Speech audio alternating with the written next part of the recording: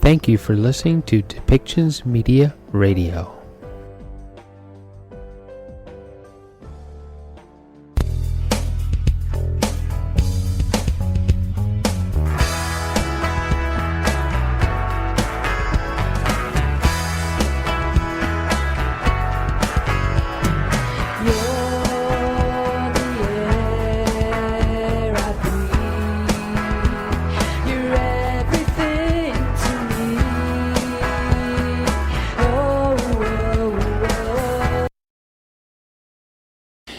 Welcome back, everyone, to the Influencer Club, and I'm here today with Trina McGee, intuitive coach, who has over 30 years experience helping individuals uncover and find their innate intuitive abilities as she empowers them to create profound changes in their lives. She has trained in multiple modalities, including a certified death doula, Reiki Master, and has multiple certificates in intuitive and holistic modalities. Trina will always and continues to be mentored by the finest practitioners in her fields of expertise. Welcome to the show, Trina. Well, thank you for having me today. Thank you so much, and thank you to all the listeners for joining today. Yeah. So what inspired you just to start down this road anyway? I was actually inspired when I was very young. So when I was about 4 years old, I had noticed through ceremony, I call it, that we were camping, and everyone used to get together by the campfire. And I noticed, not just through the fire, but through the circle, I could hear messages and information that wasn't being said. But I also had an understanding of being very hyper-vigilant, I believe, as an empath and someone that came from survival. Different instincts get heightened. So I noticed very young that I could tune into things that were happening or were about to happen. But I understood with that gift also could come a curse if I didn't understand how to use it with boundaries and respect. So I asked questions and began my process very young, and then professionally picked it up when I was 15 so that I could learn how to hone it for the rest of my life and use it in every day. But really, it comes back to a campfire when I was 4 years old in good old Peterborough, Ontario. That's, where I was dancing around the fire and I started going, oh, I know so-and-so's sleeping with so-and-so, and I can tell that so-and-so is not doing well. This is going off in their body, or some ailments. The rain was coming way before the idea of, things like that started. My senses came alive. So, yeah. So, okay. So you realized your gift early, and how did you come about that? Because a gift like that's kind of powerful, and how did you realize that you had to control it so you weren't being intrusive and you were actually helping people? Okay, that is, as I mentioned, I kind of hid it when I was younger. I used it more so for safety and protection. I used it because I was very confused about coming into people's thoughts. So I asked a lot of questions, and when I was 15 on spring break, way back in the days in Langley, I went over to a girlfriend's house, and her mother was a third-generation gypsy, and she was flipping cards, and I was so young at 15, I thought it was a go fish game. So I started guessing the cards before she flipped them, and she stopped and went, hold on a second here.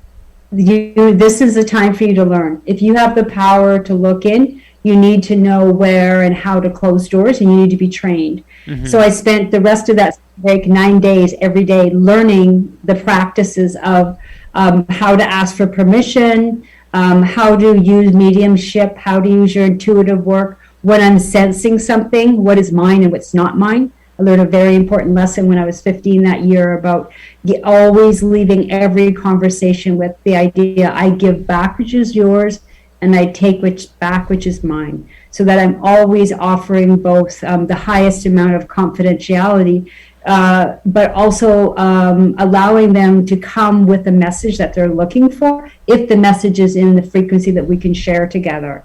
And with that came great respect, because people my whole life were telling me things that I was like, do I need to know this? It's like the Bob Newhart, 5 minutes for $5, I can solve anything. I had to very young. I did. I really had to learn very young that my clients and the guests and people who came to me with the biggest things, that they weren't looking for someone to tell them, but they were looking to be heard so that they could understand what their needs were. And I always fed back, I hear this is a need, it's some needs guessing.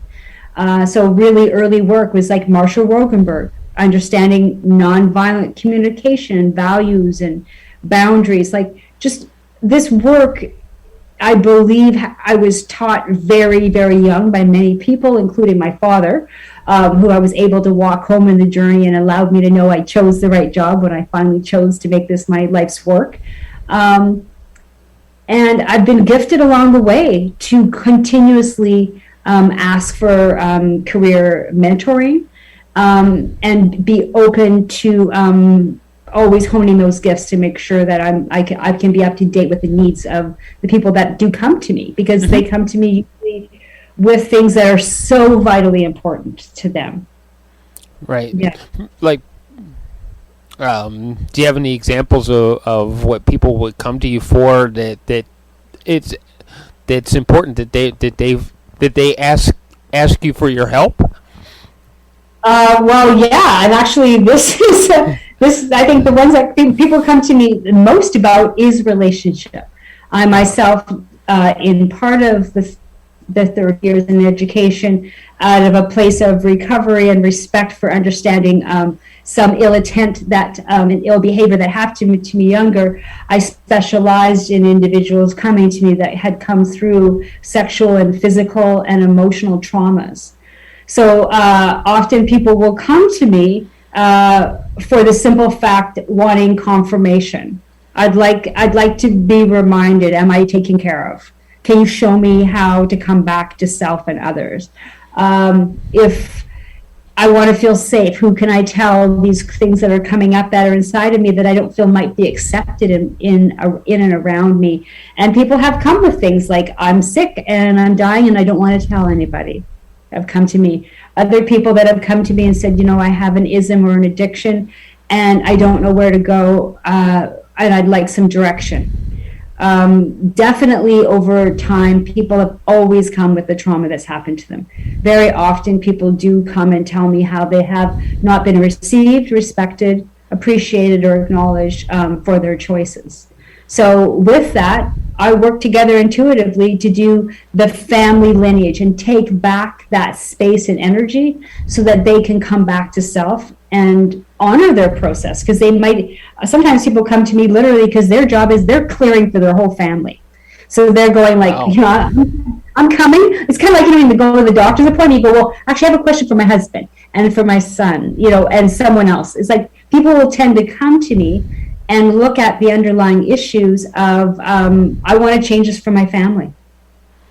What's the best way I could hear and be accepted for this news that I have that may conflict the same values and shared principles that I might have with my family? Or I'm looking to leave. Is this happening? I mean, obviously, people come to me the little things too. Like, I can't find my passport. The funny things, people used to laugh and say, "Oh my God, call Trina!" Like, it's like I could do remote viewing. So for a long time, my effect and my main value, what's always been underlying principle for me, and it's just really come, to the forefront for everyone around the world, is I've always been concerned about human trade, human trafficking, and I've always been concerned of where do all the missing people go. So for a while there, I learned remote viewing, and I tried to take that on as a practice, but I realized I didn't have the energy or the expertise. But it's always been something that's of interest to me. So people do come to me after they have come away from relationships where they need to understand how they can come back after a trauma like that and be 100% held and received. So people do come to me for, honestly, the biggest things you could possibly expect, like walk me home. I mean, as an end-of-life doula, I've had, out of the 6 friends I've lost over the last 6 years, I had 3 of them personally come to me right away with diagnosis saying, okay, of all the things, I need you to walk me home. I need you to do what you did for so-and-so, but do it customized for me, which made me realize that I'm seeing people that are waking up to this idea of going, I really, what's my legacy is a story. Can you help my story? Can you move it away from this idea that legacy is just about finances and what I leave behind, and let me leave behind the story of how important and what means so much to me. And can you keep me in touch with my elders, those that have passed and those that I'm going to be supporting on the other side. So, there's quite a large variety of things that people come to me for, but it is usually trauma, recovery from or working with human sexuality, and more importantly, just looking at the family constellations. What's happened before, and I don't want to bring it with me. How can I change? How can I do this today so that tomorrow I can practice and go and use that skill, right? Yeah. Well, when you talk about people coming to you for family issues like that, something happened in the family, it's being kept secret, and you help them clear it out and bring whatever the issue was to light so it can be cleared. Yeah, how I would do that is I would begin the conversation and I would use my past work of doing the family constellation. So without having them to bring the other persons into the room, we set up other individuals that play the part. Then it can help you work through where that initial issue came from. But also it gives an opportunity in some of the work that I do is I allow people to mirror, and I will take on that other part of how they need to have that conversation until they have the strength and the resilience, and they are heard in a strong enough way that they know they're actually supported. And they can prepare for that, but also that they feel confident that when they're sharing that, they're not made wrong. They may not be understood in the moment, but they are supported. And I think that's one of the most important things. Right. Is I believe, I say to people, there's always a 401 and a 911. I always say, you know what, in case of an emergency, let's make sure you're fully prepared.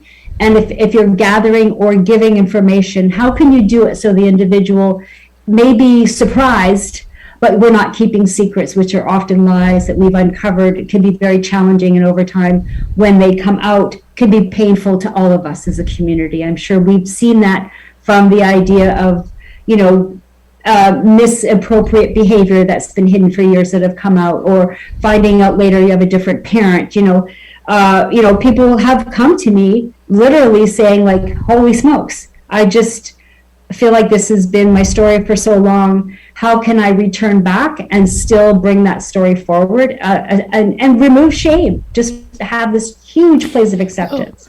So we do this work over time. We don't rush our sessions. That's why when I say to clients to work with me, it's a match. That's why I do free discovery calls, because I am not matched with everybody.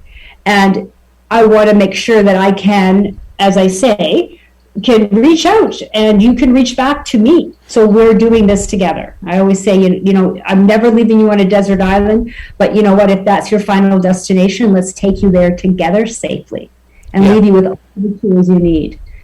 Yeah. Okay. You said two things that are really important, because I want to get back to shame. Yes. But first I want to ask you, what is like that initial call? You say you do that very first call is that get to know you kind of call. How do you walk people through that so you know that you can help them, or maybe you need to send them to another person to help them? How does that work? And that's important, because one of the things is once again is partner. I always start off with everyone, who else other than me are you seeing right now? That's important. And are you already taking care of your health and well-being? Mm-hmm. So the number one question is to do a needs analysis. Are you already supporting your needs, or are you coming to me as a lifeline? Because I'm not a lifeline. I am an individual that will be part of your team. And also for myself, because I use my senses, I'm very visual. So I ask people to be in a place, and actually Zoom, strangely enough, and how this has happened has worked better for me, because I can read someone's energy best between 4 and 6.5 feet away. Yet, if they're in their home or they place themselves somewhere where they feel comfortable and they're in their pattern, it's easier for me to be able to read them, because I want to be able to do 3 things in every call. First of all, I want to make sure, A, we're a fit, and I want to be able to qualify everything I or you are saying, and I want to be able to quantify it so that you know that the results that we're working on together, if they cannot be, if they can't be like rallied up together and used again, and they're just faded out, we're not a good match. Because I want to be able to take from what I call my toolbox or my tickle box, and I actually have a box that I say when I bring out my tools what I need, finally, because I needed to show people the visual aspect of what I'm working with. Yeah. There's a reason why I have so many tools. And I need to also identify in their investment, how invested are they in a solution? Because we can all run a problem. I'm looking for a solution. I don't want anyone to be codependent with me. We're all interdependent, and I want to work so that when things come up, you'll call me for other pieces.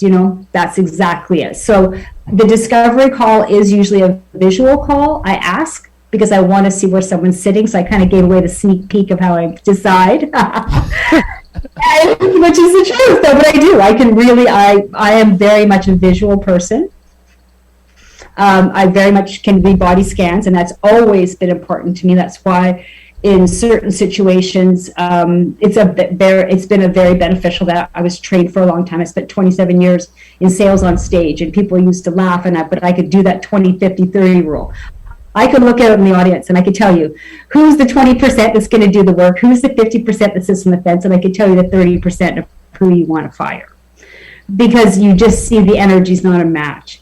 And I believe that's integrity when I'm working with someone. I want to know that you have a safe enough place that whatever comes up, whatever it is, you have a safe place where right. You can share that. Wow.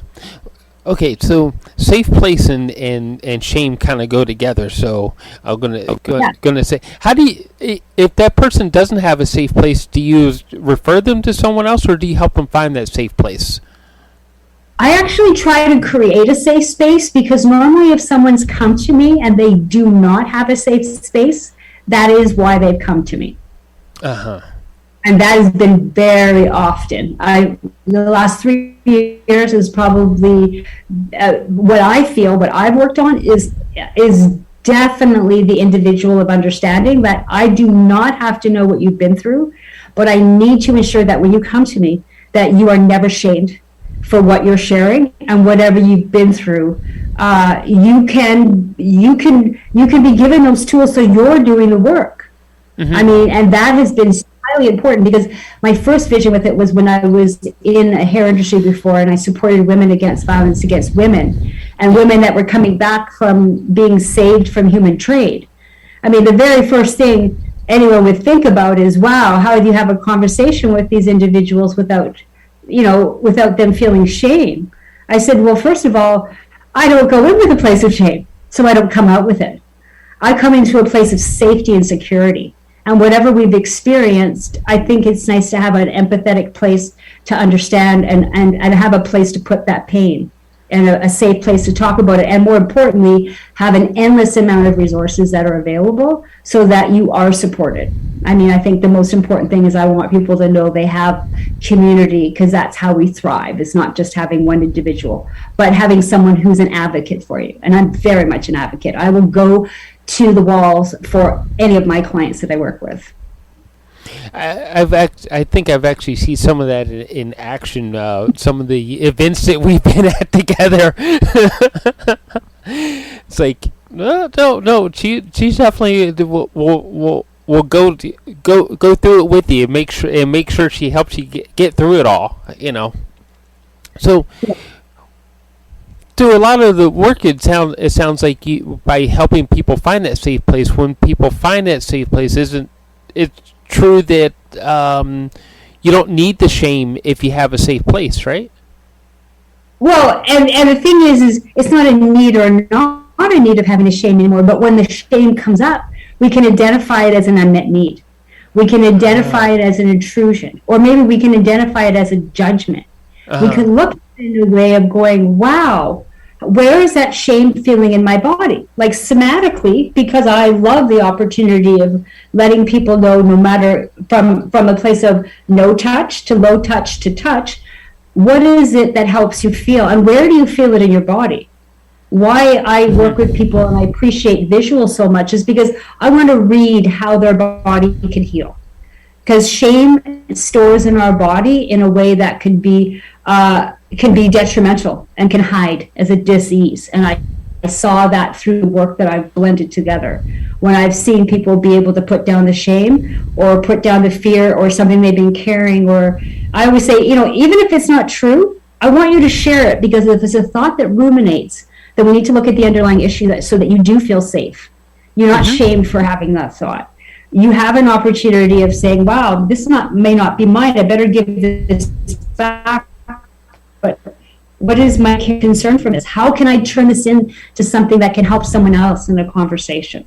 And that's what it is. Sometimes it's that powerful thing. You learn a tool and you say, oh, how long have you felt that way?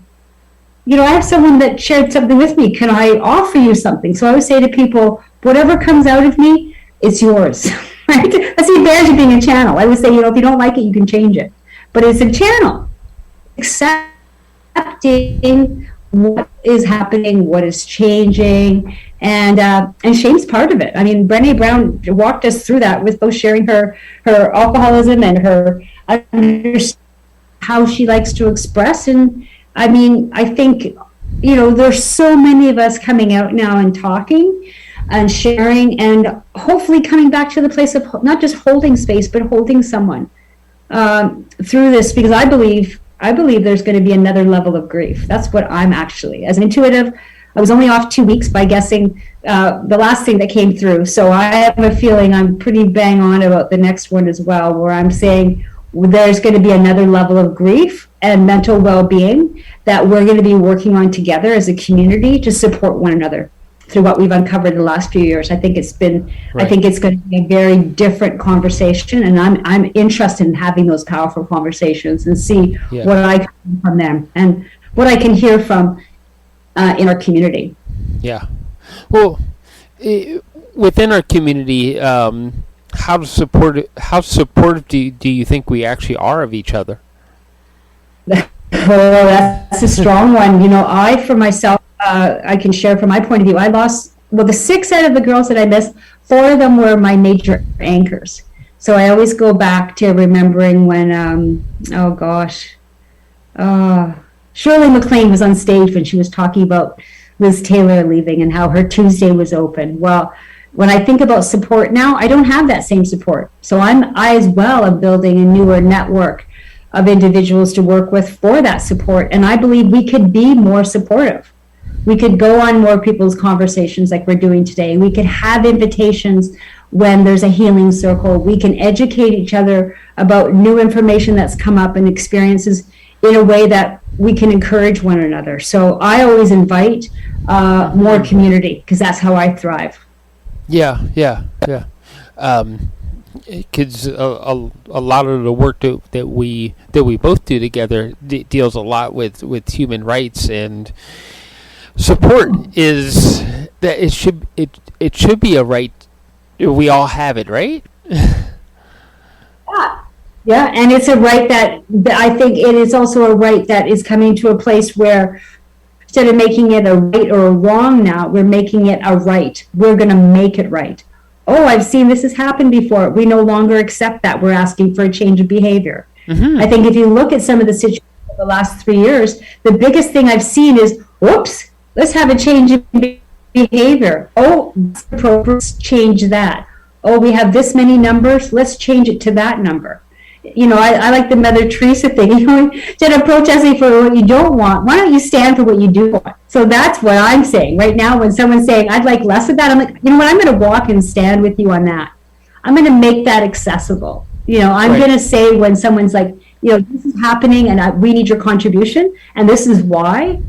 You go in because You're just a spoke in the wheel, but we're all moving together for change. And I think that is so important right now. Yeah. Okay. How do you feel about with all that, right? Because there's always been like these groups are anti this or anti that. Would you rather see us be anti something or pro something? I'd like us to be about choice. I'd like to have a powerful conversation about what to judge. I think if we judge it, we're shaming it. Oh, you shouldn't eat this. Oh, you should eat this. You could have more of this. You could have less of that. I always say, if you want to lose weight, you eat less and you move around more. So if you want to change the behavior, I want less of this and I want more of that. So I want time, just less action. More people sharing about how we can do it together, and less about how we be destructive. I mean, that channel. Sometimes I say, you listen to something, and I kind of go, "Oh, no, it's not." What are they saying? Like, is there someone talking to them? So it's interesting. I always say you can't bullshit a bullshitter. So some of the stuff you see out in their world is intuitive. You just kind of go, "Oh, where did that come from? How long have they thought that?" So. No, I like to stand for a lot of choice. I like to hear everyone's side so that I can learn from it. I think that makes the most amount of difference because we forgot about storytelling, and that's where it all came from. Sharing a clear, honest message. Yeah, and letting people make choices, saying, "Oh, I like this. Can you tell me why? Like, can you educate me? I'd like to know. I'd like to know everyone's reasoning." Yeah. Yeah. Choice is always a good thing, right? Through your coaching process, do you help people find find their freedom? Oh, yes. I believe the number one reason why people come to me is they have something that's holding them up, that's stopping them from going to a 10. I always say when we start off every session, 3 out of 10, it's always 8 for a 10. It's about at least inform this in the body, and then once again looking at what that block is and move it to a bliss. And I call it blissciplines. So in my practice, instead of saying discipline, which can often be very counterintuitive to the other experiences they're having with their other professionals, so I try to look at it as saying this is a blisscipline. If this gives you bliss and it makes you happy, and it fits within your principles of safety, I'd like you to be able to practice this tool and see how that works. Well, on my coaching, I pull whatever tool I need you to do, like dialectical behavioral therapy, we do talk therapy, we do needs analysis. We make sure that the needs are met because you're constantly saying what your needs are. And that's important because for me, using that process, I'm only doing guesses. It's you that's over there having that feeling. So when you find out what your buttons are that make you feel good, you constantly will push your own buttons. I say, you know what? I come with strings attached and I show you how to use your buttons. Because the reality is I want you to feel as great inside as you do outside. Because beauty is from the inside out. So when people come to me, it's because something inside or outside doesn't feel like it is in their eyes is as beautiful as it could be, and they want to cultivate a change. Right. So it's a change maker, right? I think of it like a day maker. If I'm the only one that touches you today, may I make your day. So I approach that when I see these turmoils or stories that run in the body system, and we identify. Like sometimes with my clients, we have to look and see, is it an energy in your house? Is it from your family lineage? Is it from you not doing what you are on purpose here to do? Is there emotions that are blocking you from receiving the love that you've had? Like, we go deep. We use all my practices, my biokinesiology, we use my tantra practice, we use behavioral work, and we use everything. There's nothing from all the people that I work with that I will not pull out to support someone so that they can create and make their own toolbox.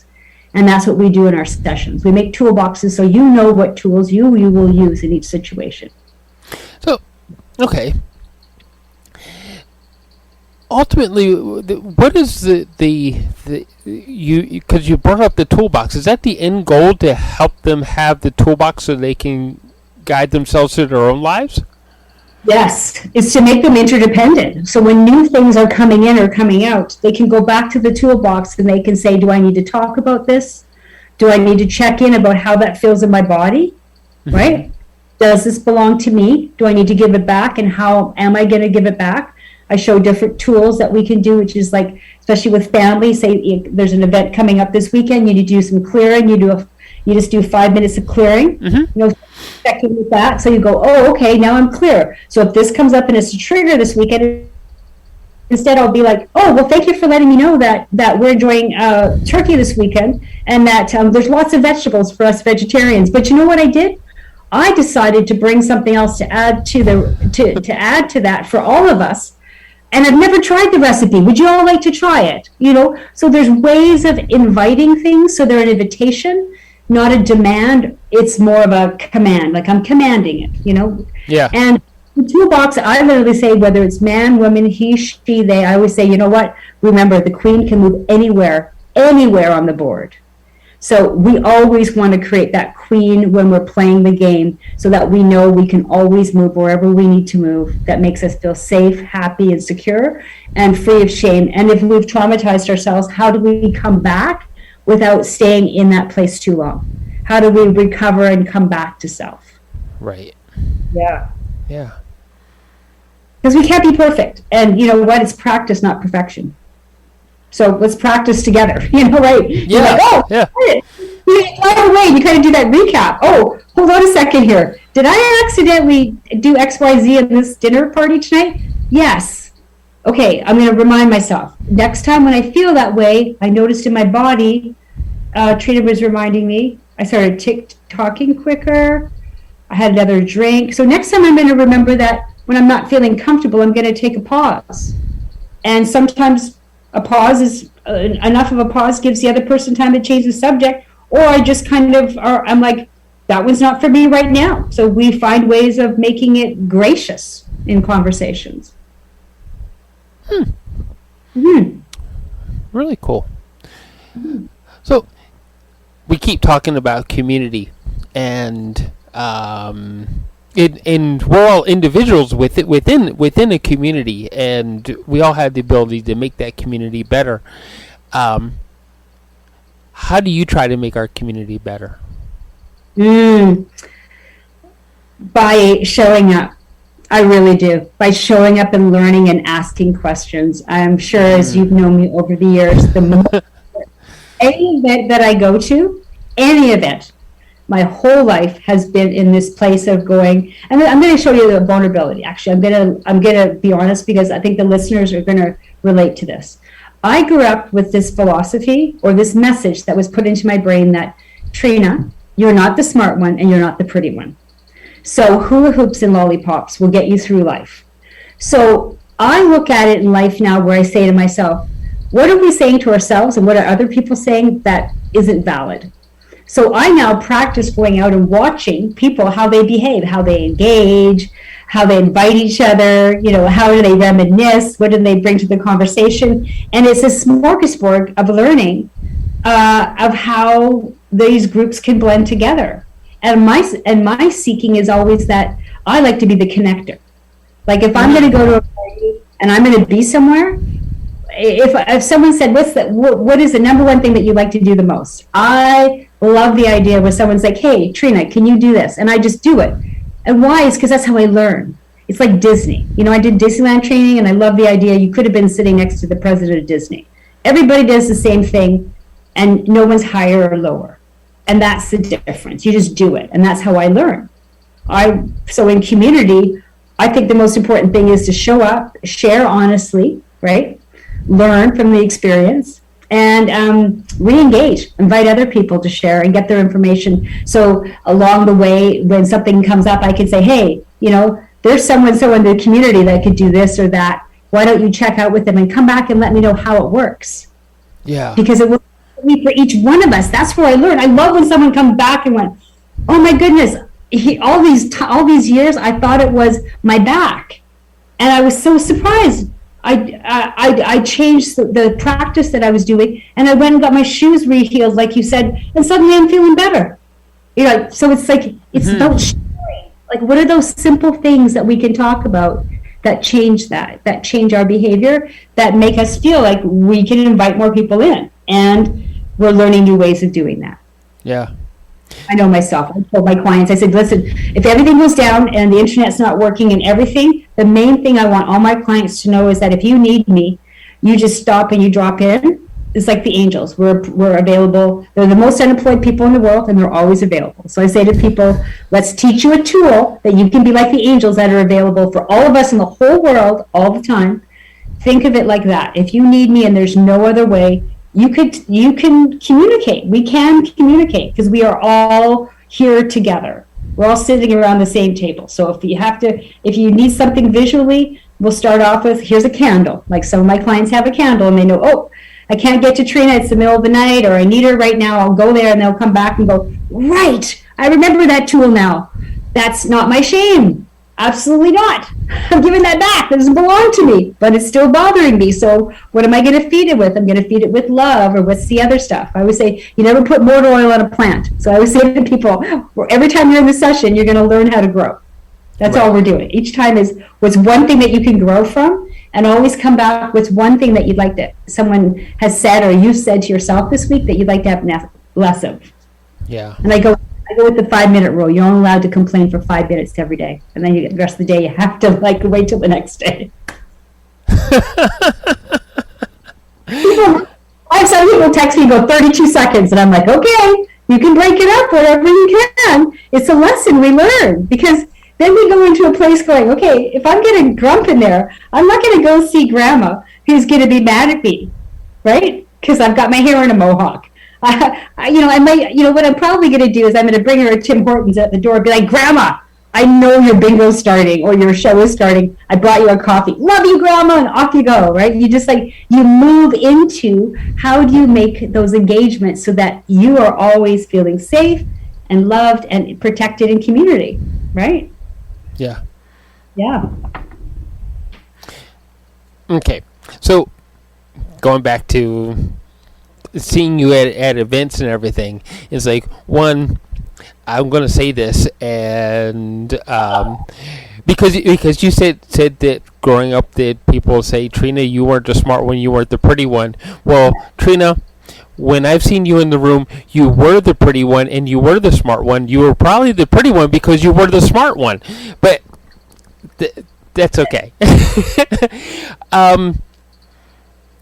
How do you? Because I've been in the audience, and we've both been in the audience, and you asked the speaker something, and it was like, wow, I never even thought of that as a question.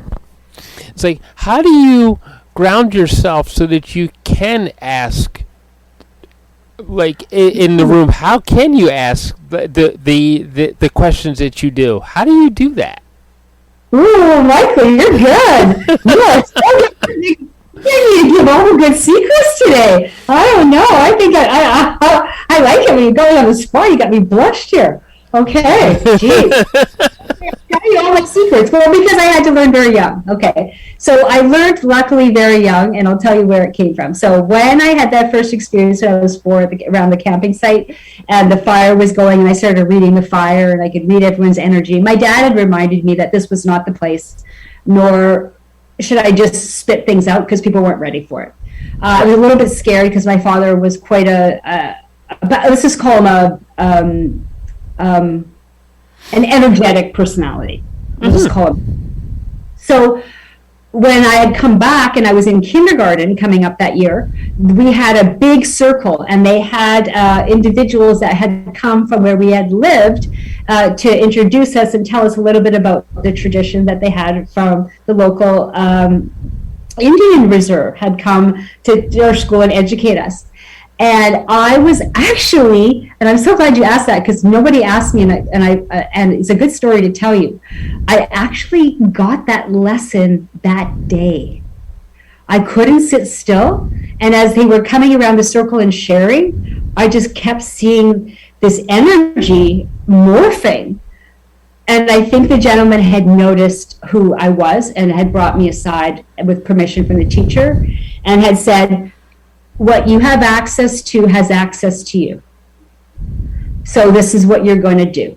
And I've done it ever since. So even when I don't physically have a feather, I feather as if where we would smudge or do other pieces, and I protect and I cut the cords on every direction, and I stay grounded by thinking of the roots of how important I am being connected to everybody else. So when I ground myself as if we're all grounded. So nobody's falling off. Whatever happens, nobody's going to be knocked off, no matter what you say. And that's how I remove the shame and allow people to get into a place where they want to go to very deep healing. Is I come back to remembering, even when you say that, I can feel the energy in the back of my back chakra, just remembering how small I was and how big he was, and that honoring of someone sharing something with me that young in life. But that has been my practice ever since then. That day, it's always sat in me to do that. Because, and also to ask the questions. To be honest, I'm a channeler, so I see a question that comes out that someone else isn't willing to answer. So sometimes I can sit on the edge, but other times I'm like, hold on a second here. Somebody else here must want to know what's going on here. Right. Let's do a count. Like, is somebody else here feeling like maybe these rights are not known by everybody, or who do I need to talk to? Like, I want to get to the decision maker. That's the way I look at it. Yeah. If it's not you, who do I want to talk to? So I'm always asking that question. If it's not you that makes the decision to change this, who do I ask? Because I want something different. Right? Mm-hmm.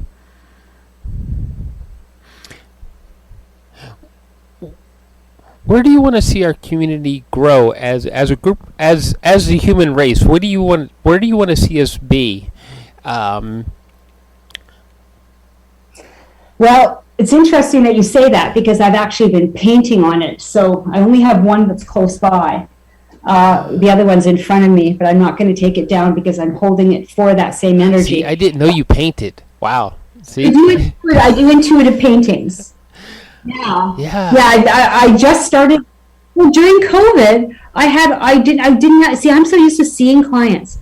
You remember, everyone, I was pretending for 27 years that I was an executive salesperson and I wasn't an intuitive coach. So people didn't know, most clients that came to me didn't come to me because they would have an opportunity to know that I was available. I would only see clients through word of mouth. So most people that came to me were already qualified and quantified. And then through the end of life process, I started realizing if I did art therapy, the energy would come through. And it was easier for me to explain to people what I see because I can't do lots of writing.